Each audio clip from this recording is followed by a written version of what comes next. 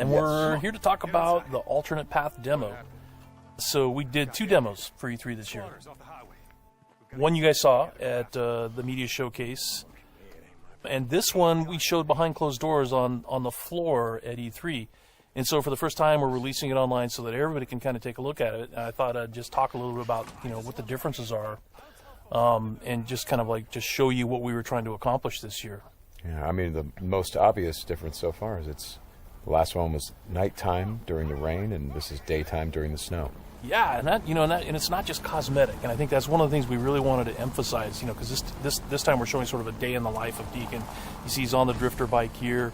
We wanted to show a little more of the bike riding and how the weather can kind of impact that. So we have this drifting mechanic, right? You see him kind of slipping and sliding around a little bit. Changes the handling of the bike. That's really interesting. Now, there were wolves there last time, John, and these wolves would pursue you down this road, and then Deacon had to turn his back, shoot a wolf, and he got clotheslined right up there, didn't he? Yeah, exactly. So this time you see that he wasn't being chased by the wolves. That's a dynamic event that can that can happen or not. It just depends on when you're playing the game. Interesting. And this time Deacon saw the ambush and he was able to avoid it. So he kind of comes up and around and behind them. So does weather impacts whether these creatures show up or not in daytime, nighttime, all that stuff? Yeah, absolutely. So especially the freakers, they come out.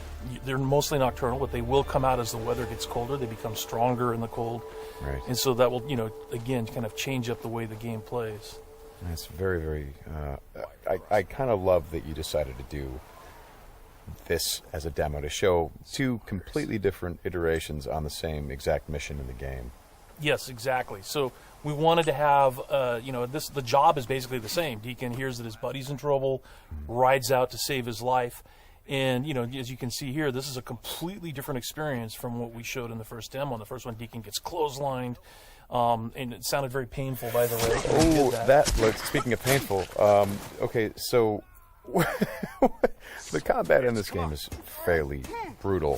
John, you want to talk about that a little bit? Well, we just wanted to make it as realistic as possible. So, yeah, we're not holding back on that at all. And Sam's done most of his own stunt work for this. And I can tell you that when we're on the performance stage and we're capturing that stuff, we just try to keep it real, right? Right.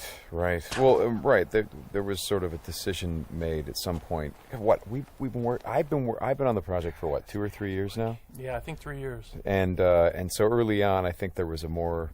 What were we? It was more Kurt Russell and sort of a two-fisted thing, and then it turned into, hey, let's take this quite seriously. And what that required is a lot more. Taking this combat stuff and showing the horror of the violence that happens and it were this type of circumstance to take place. I mean, realism, weirdly enough, is the thing we keep going back to when it comes to not just the stunts, but also the performance style. I think, it was very important that it doesn't seem like a bunch of actors, saying lines. It was all very incidental. And we wanted the world to sort of reflect that as well. So you saw there that, Deacon broke into that emergency vehicle and found some supplies. So this is what we're calling our survival vision. So you saw that earlier when he was looking at Manny's bike on the ground. Mm-hmm. And it's just kind of a way of seeing tracks in the world and sort of imagining what might have happened. Mm-hmm. And here I just wanted to point out that you're seeing in this part of the demo that there are freakers there. There weren't there before because it wasn't snowing. It was, and it was getting lighter out. It wasn't getting darker like it is. And so, it changes up the way you can play through the level. And what is this? We call this the meat wall. The meat wall. Yeah, and it's not just there, to make the guys who put them up to seem evil. They're there for a purpose because, again, freakers are living creatures. They eat. That's their primary thing. They want to eat. And so you hang these dead freakers up, and any freaker, rather than coming into their camp like you see here, they would actually stop and snack. Yeah, exactly. Yeah. And then the same thing with this freaker that they've hung upside down. Mm-hmm. There's a bear trap underneath it, and they use that because a freaker will come, be attracted to the meat, and then hit that trap. Interesting. Another thing you just saw, by the way, is that tin can. The tin can trap that he that's an alarm that the Marauders will put up. And this is, again, some of the things that Marauder camps just do. And you find these Marauder camps throughout the world. You'll find traps like that, and then if you're careful and you're paying attention, you can avoid them. Because in the first demo, Deacon didn't avoid it, and he set off that alarm. Right. Now this is the same tactic that he used last time. Throws the rock to get someone to lure him over and have him step in the bear trap. But this one plays out a little bit differently than last time. One of the things that struck me and we've talked about this obviously as we've shot, but there's an effort of the other Marauders to get this guy to shut up, and he won't. Yeah, and so in the first demo, Deacon's heading on down the trail, and you can hear that happening behind him. Right. And this time we're showing what happened. So, he's watching everybody react to this poor guy trapped in the in that bear trap, and she just is like, shut up, shut up, shut up, and then just loses it and shoots the guy. Right. And of course, in the meantime, Deacon is crafting a Molotov and just takes them all out. Right. Oh boy, that's good. Ow. So again, it's like in the previous demo, Deacon would have gone off to the trail down to the right. This time he's going to head this way. He follows the tracks, and comes under a sniper attack. Now let me ask you something about the survival. Okay, there's a sniper attack coming, but the survival vision is, if you don't say upgrade your survival vision, can you miss clues? I mean, are there things that you would get if you upgraded your survival vision that would help you complete the mission better? Exactly, and you have to, we have a whole skill tree, and it's all tied to the experience that you can earn as you're just playing through the game, and then you can upgrade those things. What's happening here? We got a freaker tied to a tree. Yeah, so this is another type of trap that Marauders will set. They will they will basically chain freakers to the perimeter of their camps, and they use them as kind of an alarm system. And then that, you saw that Marauder there. He was just tormenting the poor freaker, and then so Deacon kind of takes advantage of that. Well, and you think for a moment that Deacon is the guy, he's sort of helping the freaker by, getting the guy that taunted him. Is like, no, and then he's going to take the freaker out right afterward. Exactly. And this is a bit of silent sniping using the crossbow. Yeah, so this whole sequence at the end plays out very differently. In the first demo, you saw Deacon use a swarm. He weaponized a swarm, lured them into the camp, and then they kind of did the work for him. There's no swarm in this run-through. Right. So the player really has to go in and use what we're calling our strategic sandbox combat, and that's just, stealth mechanics and setting and using traps, whole arsenal of weapons. You see there's a variety of weapons that Deacon's going to use through this, including the crossbow. He crafts his own bolts. And he's got to figure out how to get up to Manny, just using his combat skills instead of doing it strategically. So straighten me out. Those bonfires, were those there in the previous demo? No, they weren't. Right. So that's another big difference. Is that if you come here during the day, it's like in the media showcase demo, there was like kind of a fight club thing going on. Right. They were punching each other, and everybody was just sort of getting into it. Nobody's really paying attention to what's going on. Yeah. And now it's getting dark and it's cold out. So they've built these bonfires. So.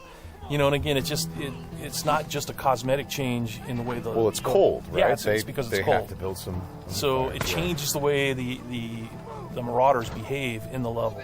Mm-hmm. Well, that's very... Again, this is part of the reason why I love that you did this as a demo, because the behavior of all of these things, not just the freakers, but the Marauders, everything, there's a logic to it. You can track why they're doing the things that they're doing. And you can use it to your advantage in the gameplay. That's kind of what I like about this so much. And that's really what we wanted to showcase this year, is that it's an open world game, and everything you see around here. And again, we're only playing this two different ways. You saw that waterfall way up there off in the distance. There's a bridge that goes in front of that. If you had a sniper rifle and enough ammunition, you could have driven your bike all the way up there. There's trails that go all the way up there, and you could have used your sniper rifle to take out this entire camp, because it would have taken them a while to figure out where the shots were coming from and to get to you. So, that's a different way to play it. There's another way to play it, by the way, where you could have just stealthed in through the entire camp if you had the skills to do it. And you could have just taken everybody out silently, or almost everybody, and then you could have gotten up to where Manny's being held using a different route, and just stealth killed that guy. There's no reason that you have to come in and run and gun it like Deacon is doing here. Hey, how scarce is ammunition? Because I see him switching from a bunch of weapons, and when we saw this demo, when I came in and saw it at E3, one of the things that I really enjoyed was I was sitting next to you, and the driver was playing the game, and at some point I saw you shift in your chair and you leaned forward, and I heard you say, "Oh man, uh-oh." And I'm like, whoa, what's going on? He's like, he's going to get killed. I'm like, whoa, oh. And I leaned forward. I was like, oh, I guess there's some real danger. And one of the things was that he was running out of ammunition, and he was trying to go pick up ammo from the dead he was looking for Marauders, ammo, but he was under fire. So when we were at E3, we had a whole team with us, and everybody played it slightly differently. So it just shows you that it's not scripted at all. Yeah. And then this Rager bear. Oh, yeah, boy. The infected bear. The infected bear. That's... Yeah. That's not what you want to see. Well, we thought that would be a good way to end the demo, is to show that it's just one, for Deacon's life. It's just one darn thing after another. Right? You're going to save your buddy. You get clotheslined. You get attacked by wolves, or you think you're finally done. You rescued you've gone through all this stuff, and then suddenly, Rager Bear. Right. Well, as you've said to me, it's not just about exploring an open world, as it is the open world coming after you, the open world seeking you out, trying to... Yeah, exactly. That's our tagline. In Days Gone, you don't have to go seeking out trouble. The world comes for you. Trouble's looking for you. All right, Sam, thanks a lot. Thanks, John. It's been fun. And I hope you guys enjoy the demo, and we'll talk more about it soon.